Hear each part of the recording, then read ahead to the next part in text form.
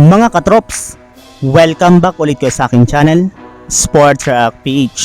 At ngayon nga ipag-uusapan natin ang sinabi ni Coach Steve Kerr sa pagkatalo ng Team USA sa Lithuania. Pag-uusapan na rin nga natin ngayon dito sa ating panibagong video ang sinasabing trade upang makakuha ang Los Angeles Lakers ng bagong center.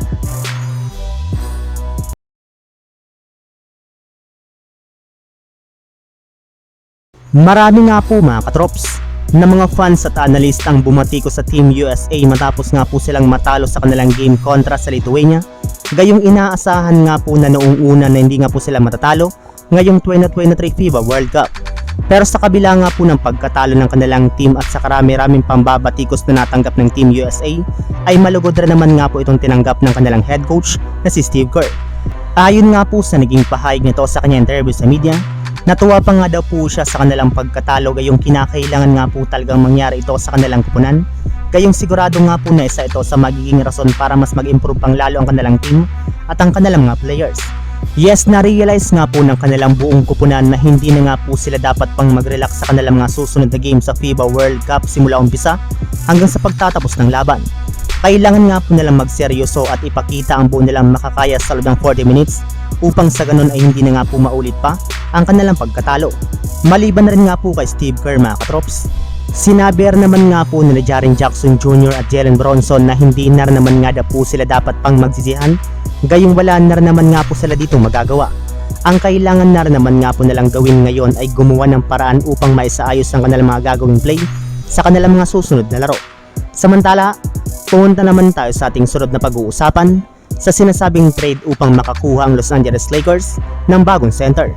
Kagaya nga po ng napag-usapan natin mga katrops, center para naman nga po ang pinaka-target na makuha ng Los Angeles Lakers para mapalakas ang kanilang frontcourt.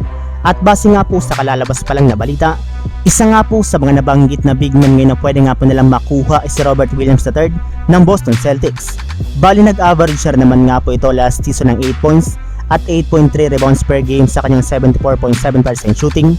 Kaya sigurado nga po na mapapalakas nito lang gusto ang frontcourt ng Los Angeles Lakers kasama si Anthony Davis.